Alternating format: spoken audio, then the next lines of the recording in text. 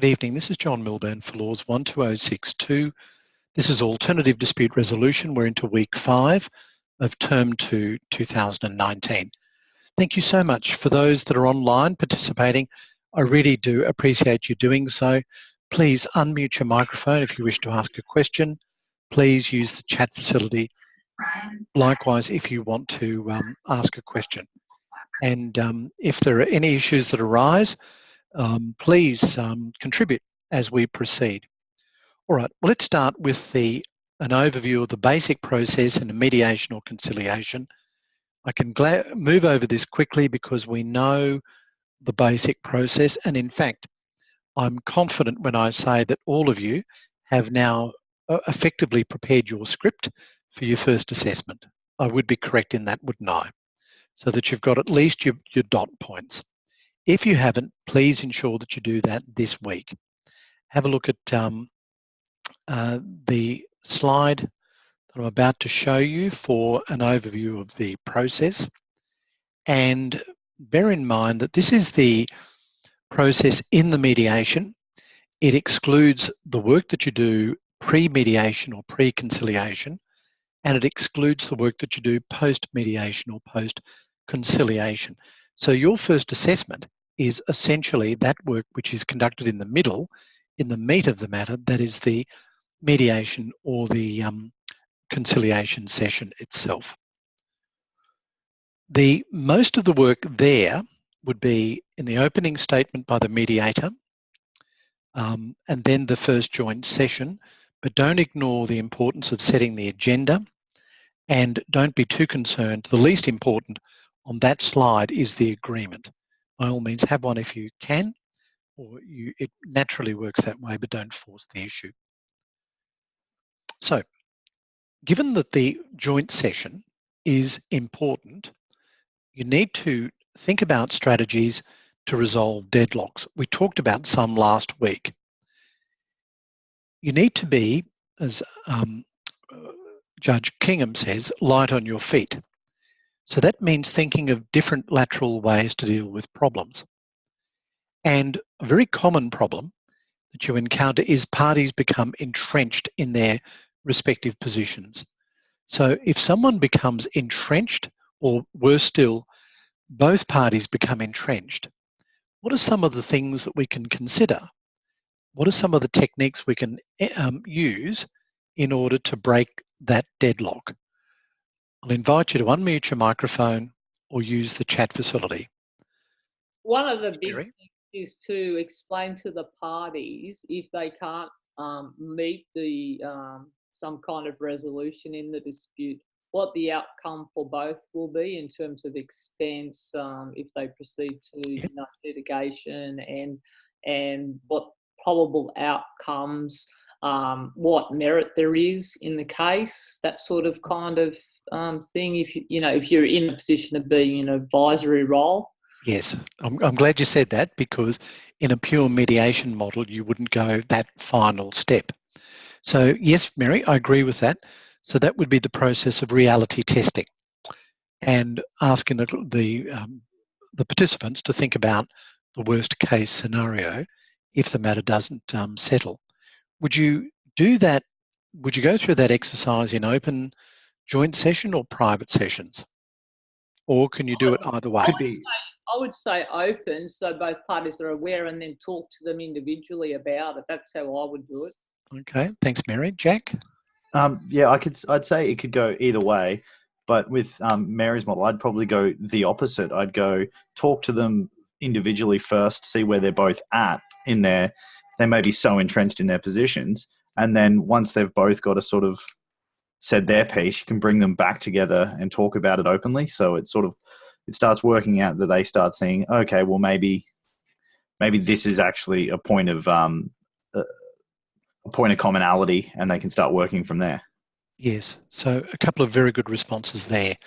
There's not necessarily a right or wrong answer with this, and sometimes it's a matter of assessing the mood of the parties, and there's a bit of psychology involved in this. Not that I'm a psychologist, but from experience, you get to know some of the dynamics.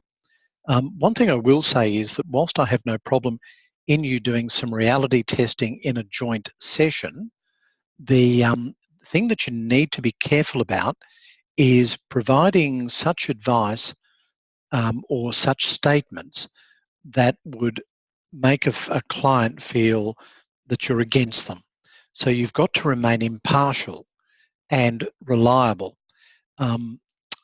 Another dynamic is this: when the parties are facing each other, which is generally what I recommend you attempt to do, the parties are putting on their face, aren't they? They're putting on their mask. When you go into a private session, it's almost uniformly obvious that the party, just for a moment, relaxes, and actually their whole body language will change. That's an opportunity for you to reinforce that you're there to assist them, to be their new best friend, as it were. And you can then have a good avenue for reality testing so that they're now receptive to what you have to say. Whereas in a joint session rather, as opposed to a private session, people might be guarded. They might have their game face on and they won't be as receptive typically that they might be in a private session. So, all right, so breaking a deadlock, Mary and Jack have raised the issue of reality testing and the timing of and the technique of reality testing. What are the techniques, what might we use to break deadlocks between parties? Any other thoughts? One that might work is you sort of find where they agree, find the sort of the lowest point of agreement, and then go up and then go up and then go up until you find the point where they're starting to really diverge. And so that they've got, once they see that they're both relatively on the same page, just at different ends of the page, they're still on the same page, maybe. Excellent. No, that's a great way to do it. Find those areas where there's a common thread, where they do agree, and you can be quite open about it. You can say, all right, well, let's work on two columns. What do we agree upon? What do we disagree? We can't resolve this until we at least know what the boundaries are and where the points of disagreement might be. So that's a good point. Yes, Mary? I would look at, I usually have a whiteboard when I do these kind of things, and what I would do is talk to the parties separately and say, well, this is the other side's position. Is there anywhere you can, think about putting yourself in their position and vice versa, to see if you can get some common ground, because sometimes you have absolutely none. So you've got, the middle column of, where there's consensus is 0, to see if that can start it off. And then what Jack said is good. Then you start where the lowest, consensus is. You can build from that. Yep, no, some good points there. Just be careful, of course, that if you're talking about the other side's position, that's something that was disclosed. That's what's from the whiteboard. From the whiteboard. So okay, yes, of course. Done. You see not what the I'm private saying? session. Not the private session. What's Very on good. the whiteboard open that's been stated by both parties in the meeting. Okay, good. Well, there's another good suggestion from Mary. So I had one question. Is it so if they seem really far apart and really sort of entrenched in their own position, would it be helpful to get them to define all the terms? So if because they may be working off entirely different definitions or entirely different understandings of what's going on. Like they'll have a general idea, but if they think one thing means something completely different. That's a good point. And that can be a very useful way of leading into the third session, the second joint session, which is where you're trying to encourage the parties to come to an agreement or a settlement. Now, a good way to start that process is to compare apples with apples, as we say. So I agree with you, Jack, in that what we need to do as part of the process of working towards an agreement is have the parties thinking in terms of common terminology and common approach. Now, you probably will do this after brainstorming. So once you've explored a whole range of potential ideas, and it seems obvious that you're now narrowing down to one particular mode, even though the parties are well apart, one mode of attempting to settle, we need to clarify apples with apples. So if it's a monetary dispute, a simple thing is, all right, can we have an agreement that any offers that we make from one party to the other will be GST inclusive? Can we have an agreement about that? All right, so now we're starting to get some consensus.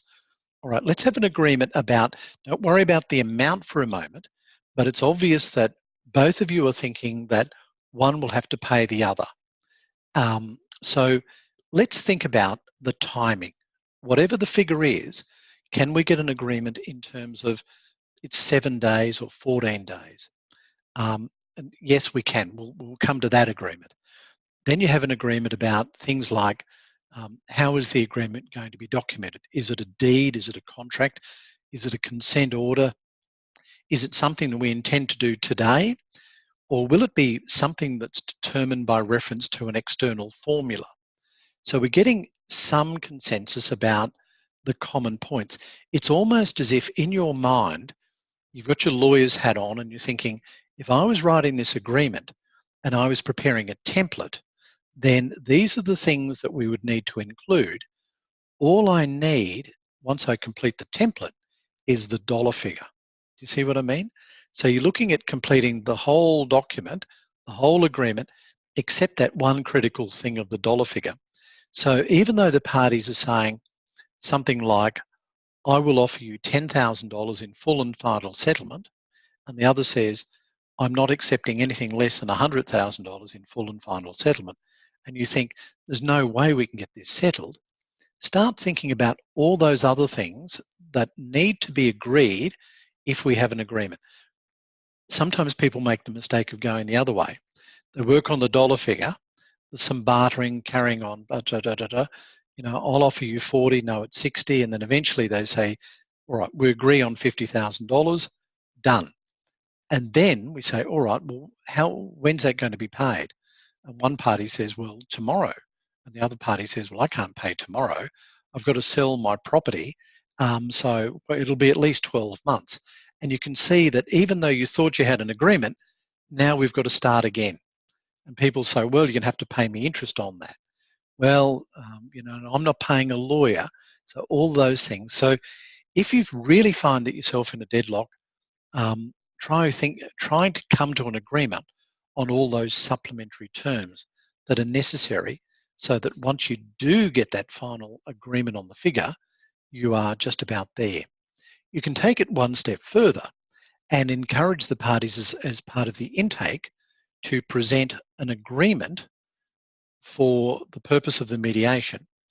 Both parties could come along with their pro forma agreement, so they've independently and previously thought about all the terms that they would want to include. Another thing you could do is prepare the document yourself and have it as a pro forma. But as a mediator, you tend not to want to become involved in the drafting process. All right, so good question. So another comment here, Nadine says, ask the parties individually what they would be willing to negotiate upon. Yes, that's a good point. Paris, slight digression. What should we wear? No set rules, but generally speaking, I think you should be erring on the side of a more formal dress rather than an informal dress. And I'm using dress in a more general term, not meaning specifically a dress, if you understand what I mean. All right, so what else could you do to break down a dispute, to break a deadlock? Are there any other suggestions? We've had some good ones tonight. Sometimes yes, Tim? I'm just wondering, the mediator, would he come from a similar background or say be a subject matter expert? Say the dispute was something about construction and the dispute would be, the client and the builder, talking about maybe a progress claim or something. Would it help if the mediator also was a specialist or came from a similar background as the two parties? that can certainly help, and it might even be more useful in a conciliation than a mediation, so that the person who's speaking has that voice of authority. And lawyers can provide some degree of authority there as well, given that there's the knowledge of what might happen in court proceedings, which would be the next logical step. But yes, generally, if people have some background knowledge, that will assist. Okay, Paris says, try and find some common ground. You both agree that you want the best for the child. Yes, get them agreeing. So that's good.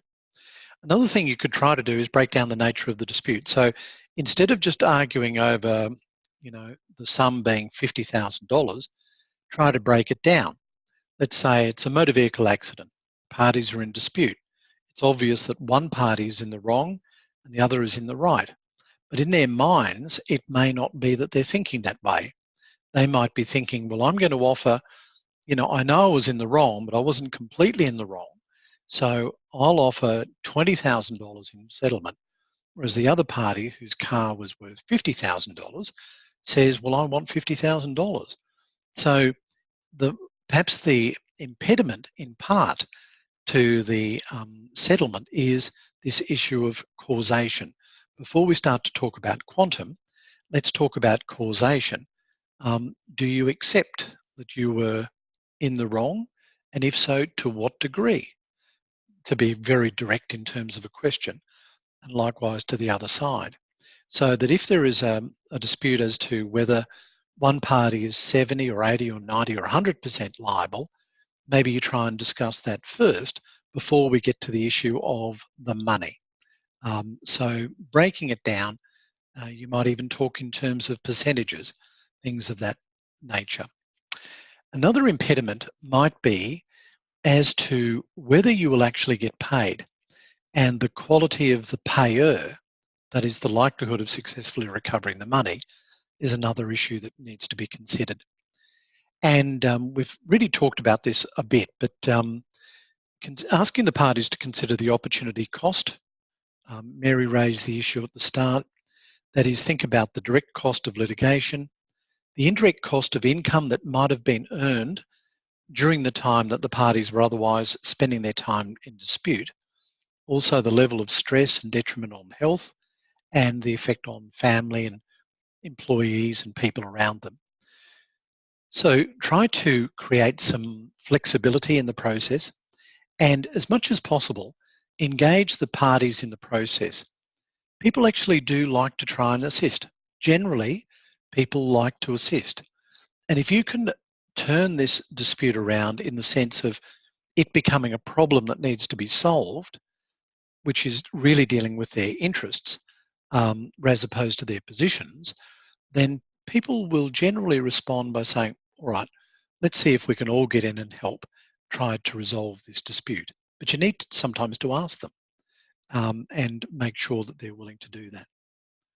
All right, any questions or comments?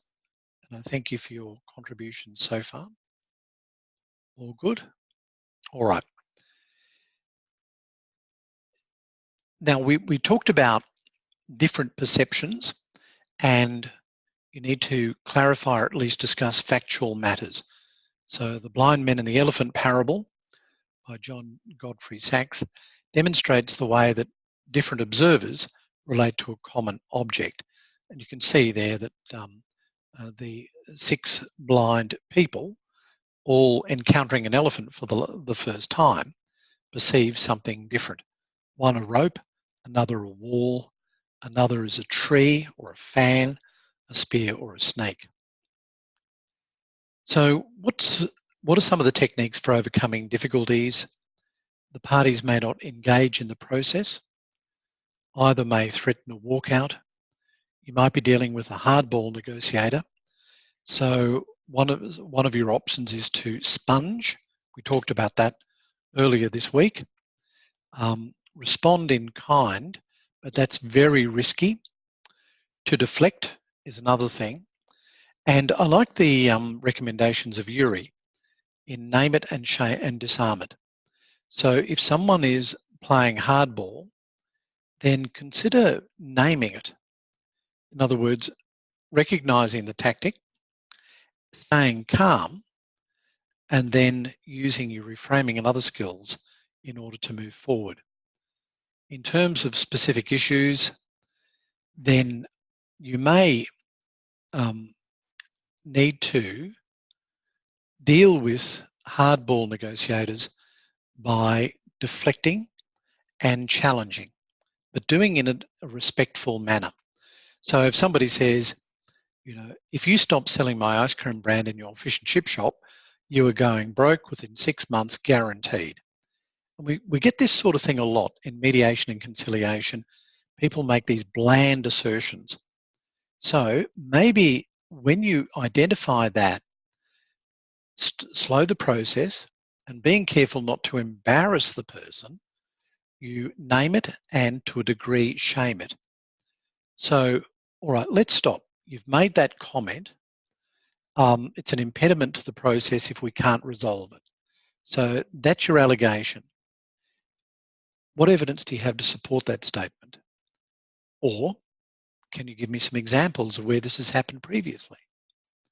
And if the party can't respond, they'll soon get the idea that it's not going to help their case by making outlandish, bland statements, but we really need to refocus their attention on trying to resolve the issue. Now, what if we have severe personal attacks? Someone really going at the other side. Sometimes you need to absorb the pressure. You certainly need to stay calm, but it's important that you don't react or abruptly terminate the discussions.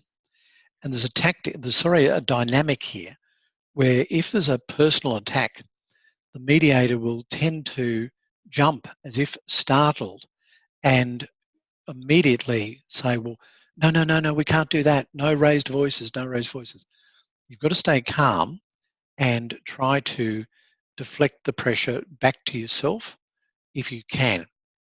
If there is some strength in the argument that's being made, it's okay that you can recognize that, but you need to carefully try to explain the consequences. Right, so when we're preparing for an ADR session, there are certain things that you need to do or encourage your clients to do.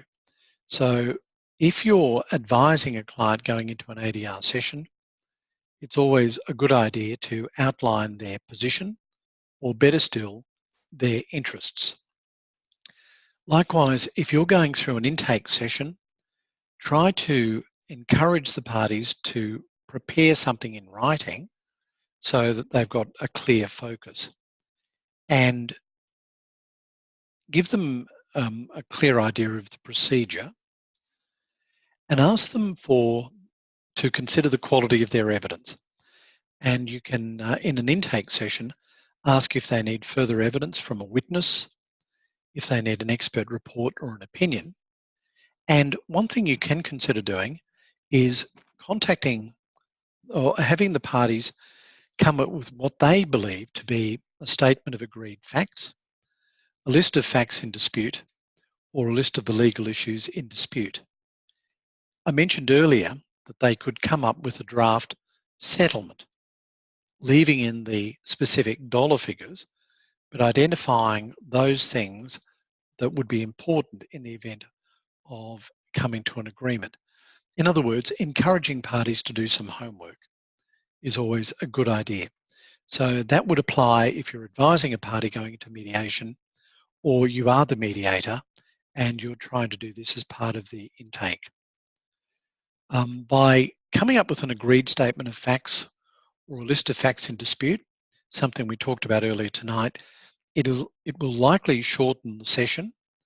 It will likely shorten the length of any trial, should the matter not settle at mediation.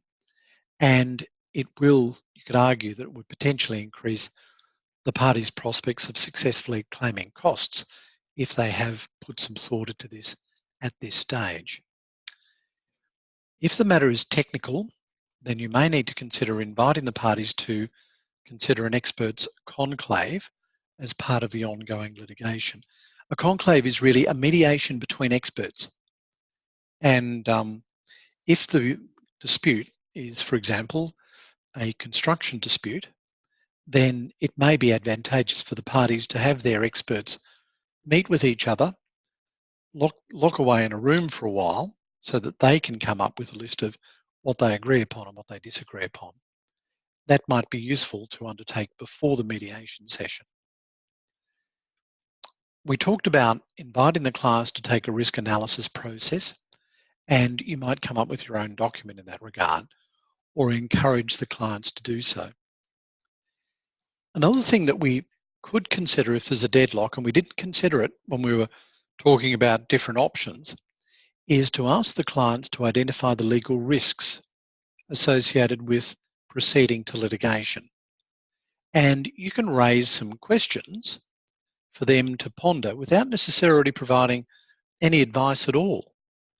But if a client says, I'm steadfastly sticking to my guns, I'm 100%, I'm not going to budge or negotiate, then possibly in joint session, very carefully, but more likely in a private session, you can ask a few questions. So in your view, is the law clear on this fact? Yes, it's absolutely clear. You can then perhaps even invite the parties to come up with some discussions or to provide you with some information as to how they came up with that statement. What are your prospects of success? Are the facts clear? And will you come up to proof? Or if you're speaking to a lawyer, will your client come up to proof? Have you thought about the evidence that the other side may come up with? And have you thought how to counter that? Or can you rely upon some external objective standard, for example, by reference to a car dealer's guide or some scientific standards or an independent expert opinion? So I did one today which involved like a tree dispute, that type of thing. So these are all things that you need to prepare for your mediation so that if you find yourself in that deadlock situation, you can raise the issue of legal risk, and there's some of the questions that might assist you in dealing with the parties. Another important thing, of course, is legal costs, and sometimes it's overlooked that it's not just your legal costs, but if you're unsuccessful, what do you expect the court will do in terms of the other side's legal costs? Have you thought about that?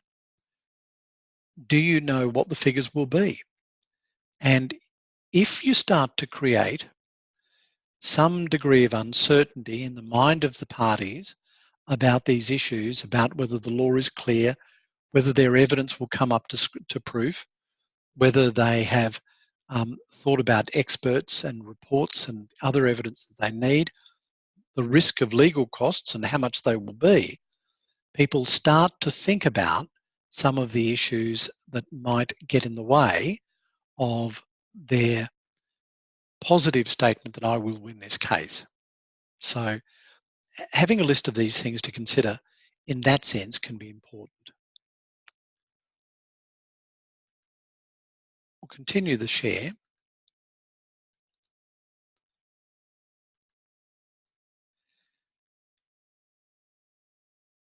Invite your client to identify and consider personal risks. So as a mediator, you'll be asking, probably in private session, have you considered the stress on you, relationships, home life, time, money, your workplace performance? What is the effect on your health? Would you rather be going to the gym or walking or swimming or doing something else instead of being here in this room? Is your health more important than the few dollars that you might gain as a result of going to litigation? So what you're really doing is you're focusing on their interests rather than their positions. A court will never make a comparison between the amount that you're claiming and the time that you could have spent undertaking an activity, spending time with children or parents instead. So in order to determine the parties' interests, you need to be relatively frank and you need to invite them to really think about what they want. Good ways of doing that, we've mentioned it earlier, a risk analysis, determining the best alternative to a negotiated agreement or the worst alternative. Novel ways to resolve the issue, which is brainstorming, and think about the emotional and financial and other costs associated with it. So from a practical perspective, as a mediator, you might be able to come up with some little checklists and forms. You could even invite people to think about these things and write in some details, probably in intake, but you could also do it as part of the mediation session. So what you're looking to do is identify what are the issues for the parties. Importantly, ask them to identify what are the issues for the opponent. What do you want? What's your BATNA? What's your WATNA? Brainstorm. How can this be resolved? Write down how your life might be improved if the matter is settled. Think about the financial, emotional, health costs if it's settled. And likewise, think about those costs if the matter does not settle. It's quite powerful having people complete a form like that because it really does focus their attention. When they are forced to confront these issues, it makes it difficult for people to stand on their digs and say, effectively, I'm not budging. So whilst you're doing that, you're still emphasising that this is your dispute and this is your best and quite possibly last realistic opportunity to resolve things the way you want them resolved, as opposed to having the decision foisted upon you. Make sure, of course, that they understand the process is confidential. Make sure they understand that they are expected to have authority to settle the matter. What you don't want is for something to occur that stops the settlement from actually being written up and agreed at the time. Okay, so in the process, you probably need a few stock questions. If you're, as the mediator or conciliator, finding that everything is really quiet, we're not progressing matters, you need to perhaps invite the clients to turn their mind to answering a few basic questions. A good one is this: why hasn't this matter settled so far? To date, why hasn't it settled? What would help to settle this today? What do you need? How can I help you to settle this today? What tools do we need? What risks do you face if it's not settled? And what would you like to get out of this today? I mentioned earlier sales skills and acting skills. You need to demonstrate positive body language. Smiling as a mediator or conciliator is actually quite useful because it helps to diffuse the situation. People feel very tense usually coming into this process. So just allow them to relax a bit and also to engage with you in a positive way. Active listening and acknowledgement is very important so that you can build an environment of trust. And it's important that you ask open, exploratory, and clarifying questions, particularly at the start. So what do we mean by open, clarifying questions, as opposed to what? Questions that require other than a yes or no answer. Yes, very good. It's a bit like the difference between examination in chief and cross-examination from an evidence perspective. Okay, so when would you... Basically the leeway a defence attorney would have as opposed to a prosecutor. Pretty much, yes. Yes. So in the process, when do you think you're more likely to be asking open, clarifying questions? We dealt with this last week. From the start. At the start, yeah. Probably not so much at the end. At the end, you might be more direct in terms of your approach and your questioning. Okay. Sorry. Just with using open questions, sort of just with my sort of in my experience, I've come across that when you're speaking to sort of people from a Western culture, if you can, as we do, we quite often will ask a closed question, but as sort of Australians and general Western cultures, we will give an answer as if it's an open answer. But there are a lot of cultures that if you ask a direct, a closed question, that it will get a yes or no, you will get a yes or no. Just sort of one that's one to consider. And another thing to consider is gratuitous compliance. Yeah, sorry, I was Mary. going to say cultural as well. Having worked in Indonesia, for example, whatever you ask, whether it's open or closed, they will always give you the answer they think that you want to hear, rather than what you really, what they really feel or want to say. It's just part of the culture of the nation, I discovered. That's certainly true. And for Indigenous clients, that's certainly an issue as well. All right, so let's go back to thinking about some of the things that we can do to assist in breaking deadlocks and some of the techniques that we might use. So we've talked about summarizing. You should know what that means and have some and be using that now. Summarize in order to transition. So that's take what's said, summarize it, and then let's move towards something else. Let's segue towards something else. All the time you're remaining impartial and fair. It's important that you attempt to give equal attention to the parties, and you help the parties to keep the communication going in a fair and positive way. Sometimes you need to use silence, but you always need to remain attentive. Reframing, detoxification we talked about earlier, and of course reality testing.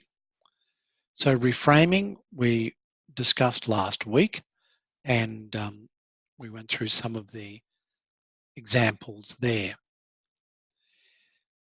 There are some specific skills that you might need to consider, and they're in your notes, so I'll leave you to read through those. One thing that you could consider is preparing using diagrams and flowcharts. So this genogram. So what you're looking to do here is make sure that you understand the dynamic between the parties. In other words, understand that parties have different names, nicknames, and different people might refer to the same people by the same name. So it's important in a mediation session that you keep up with them rather than interfere with the flow. Nothing worse than if you're making some headway and someone makes a statement about a person or a property or a thing, and you interrupt to say, well, who's that again? Or where is that property? Or that you're getting in the way of the process. And remember, of course, that you're trying to encourage the parties to come to their own resolution, which means that you've got to go with their terminology, not the other way around. In the notes, you'll see that there's some comments about specialist mediation and conciliation processes. All right, so Jack says using interrogatives. I'm not sure what that means, Jack. Did you want to explain that? Sorry, that's just in relation to asking open questions. Interrogatives are who, what, when, where, why, how. Okay, very good, thank you. And that's what I'm just not familiar with that term. I was thinking that you were talking about interrogatories, which is essentially that process in litigation. So thank you for that. In your notes, you would have seen that there are some commentary in relation to the distinction between mediation and conciliation. I won't go through that now, but I think it's fair to say that the process of preparing through intake is very similar for a mediation or a conciliation. And in your session, the way in which you go about your work will be similar either way as well. Do have a look at one area, which is to do with Bryson's power model and empowerment model, and the diagrammatic representations of those things. Again, they're in your notes, and I'd urge you to look at the difference between those and to some degree use those. There are also some legal aspects that will loom large in any mediation or conciliation.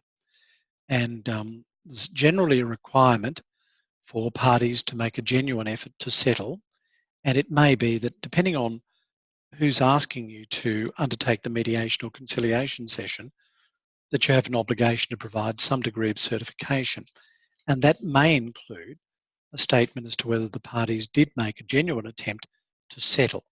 So under the Civil Dispute Resolution Act 2011 Commonwealth, when considering the issue of costs, the court will consider whether genuine steps to resolve the dispute were made before proceedings were instituted. In family law conferences, there's the requirement to have a certificate which is available before proceeding to litigate in a number of areas. So these are important things that relate to the procedures. And you can showcase your skills a little in this regard, in that if the particular dispute that you choose for your first assessment is regulated by some requirements to provide a certificate or undertake genuine efforts or anything else, that you can raise that as part of your introductory comments, saying either I've seen these things in the case of a certificate, or you're aware that you're required by this legislation to make genuine attempts to settle. So even though you may not have a private session in your particular mediation or conciliation, what you can do to ensure that at least I'm aware that you know the rules is deal with that in your opening statement to say, if there is a private session, here's the basis upon which you will proceed. All good? I know I'm providing a lot of information very quickly. I'm sure you're keeping up with me, and we've covered a lot of this already. Okay, so let's think about the first assessment then in a little bit more detail. What am I looking for in an excellent mediation or conciliation? Well, first thing is that you've set the scene well, you're well prepared, and that you presented professionally and appropriately. But I'm sure you'll all do that. The opening couple of minutes is very important because I want to see that you're confident and you're clear from the outset. At the same time, that you are addressing the parties appropriately and that you've built a rapport with the parties from the outset. So your opening statement should be well prepared, but not written word for word. I really don't want to see people reading this. Your voice should be clear, it should be confident, it should be that I can see a positive and inviting manner in the way that you speak and the way you engage. If I had to describe the tone, it would generally be relatively upbeat, but it depends on the nature of the dispute. Certainly, in almost all circumstances, it's a good idea to encourage the parties to participate, and a good lead into that is to simply thank them for attending and to say, I appreciate it. So within a few minutes, I would have formed a view as to whether you're likely to conduct the mediation session or conciliation session well or not. So it's just the way it is. And I hope you don't think that's unfair, but think about it from your own experience. It doesn't take long to make a preliminary assessment of a person or a situation. If you're watching something or you're encountering a person, then you'll make those assessments fairly quickly. Now, you may not be right, but you will make them. It's human nature. So in reality, participants will be the same. So the first few minutes are important. I will ask myself whether you explained the process well, whether you covered the key points, whether you explained your role, and of course all that entails that you're not there to provide advice, depending on whether it's a mediation or conciliation, and confirming you've had no prior contact other than intake, that essentially that you're impartial. If you have had prior contact, then you can disclose that. So if you're working in a field where almost always the same party will be on one side or the other, that's okay, but acknowledge that so that the other party who's new to the process doesn't feel that you're immediately siding with this person that you see in mediation sessions every second week. Make sure that you've identified an appropriate mode of address between the parties. Now, it may be that you use Mr. and Mrs. or Ms. or that you use first names, but make sure that it's certainly consistent and that you've acknowledged that this is their mediation. So, generally you're happy to work in with the way they want to. I often say that my preference is first names, but how do you feel about that? And get their input and their acknowledgement. You do need to make good eye contact. You'll need to refer to notes, but do that carefully without distracting, so that you're maintaining that good connection with the parties. So I'll want to ensure that you're attentive to the parties and that you're going well with each of them. Make sure that you're careful about power imbalances. Sometimes parties aren't aware of that and don't deal with power imbalances well. And usually to some degree, there will be a power imbalance in most ADR sessions. So I'll be looking to see that you remain focused on task. And even though I think, did I say that the session should be 20 minutes or 25 minutes? You'll need to work hard. 25 minutes. 25? Yeah. Try not to go longer than that. Possible. Well, that's right.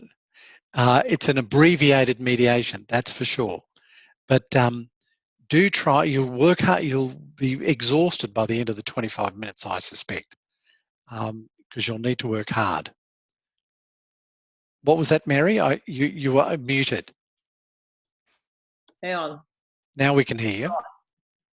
It's unrealistic to what happens in real life. The one I'm going to be doing usually goes for a couple of hours. So what I'm going to do is cover the bulk of that through, summaries from prior contact, so that what actually happens face to face can hopefully be fitted into the 25 minutes. Okay. Yep. So each of you will have a toolkit. Things that you can draw out on. We talked about a lot of these things that you can put into your toolkit. An example is silence. Another example of some of the key questions, why hasn't this settled so far? So if we take all of those things that might be useful for you in a mediation session, put them in your toolbox, for want of a better term.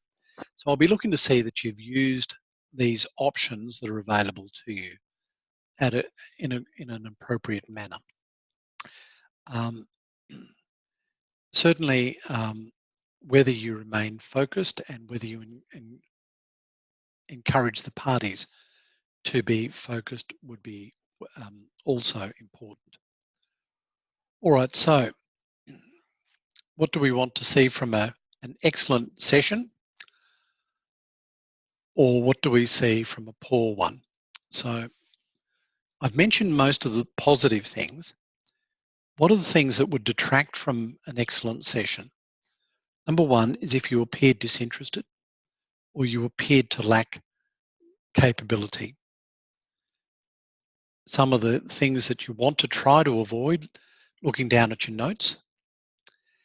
If you adopted a very slow and unimaginative approach, that's probably not going to lead to a good mediation or conciliation session. Likewise, if you showed evidence of being uncertain or you are uninspiring or repetitive, these are things that would likely be detrimental. Another thing is, sometimes we see this quite a lot, is you, as the mediator or conciliator, you take the dispute away from the parties. How can that happen? Things to watch out for. Well, it may be that you speak too much. Sometimes a good mediator or conciliator doesn't speak that much. And it's a bit of a conundrum, isn't it? Because you want to showcase your skills and you're thinking, well, if I just sit here and say nothing and do nothing, how can I do well? So you naturally think, well, conversely, I've got to speak and I've got to be the focus. Not necessarily. In fact, it can be detrimental if you show controlling behaviours. One of the things that you might need to avoid is asking closed questions, or at least too many closed questions, because you don't want it to become a cross-examination session. You want to elicit information, but you might generally do that through open, clarifying questions. You do want to try to encourage the parties to speak to each other and engage with each other. So whilst the focus might be on you initially, particularly to sponge or to open the discussions and clarify the facts, as soon as possible, try to encourage the parties to focus their attention on each other rather than you. If you find that all the questions and all the answers are coming through you, particularly deep into the mediation or conciliation, things probably aren't going so well. You want to encourage the communication between the parties. So if you do something that stifles that, that'll be a negative. You want the parties to try to resolve it themselves. So just avoid becoming a broker, and shuttle mediations are notorious for this, where the mediator can become just, if you like, a broker, a bit like a real estate agent working between two remote parties, taking one offer from one party to the other and counter offer, etc. Another negative would be if you show bias. So you've got to remain impartial. If you alienate one of the parties, if I sense that, that'll be a negative. Sometimes you can cross-examine parties instead of asking the sort of open, clarifying questions. If you don't retain control of the process, then that's likely to be a negative as well. You want the parties to engage in good, potentially robust discussions between them, but make sure that you're still in control of the process. You don't necessarily have to say anything. You can use a gesture. If you want the party to stop talking to you, you'd like them to talk to the other side, just use your eyes and your hand to gently guide them across. Not saying a thing, but you're still in control of the process. All right. Any questions before I wrap up for this evening? Any comments? All good? You've been very patient once again. Thank you very much. All right. Thanks, John. If you have any questions, please ask through Q&A. Next week, please correct me if I'm wrong on this, but next week is break week, isn't it? That's correct. Next week is the break week, which is always just catch-up week, isn't it? All right. We'll see you. So we won't have a shoot next week? No. Okay. No session next Monday. So we'll see you in 2 weeks. Okay? We'll see you then. All the best. Bye. Night, John. Bye. Night, all.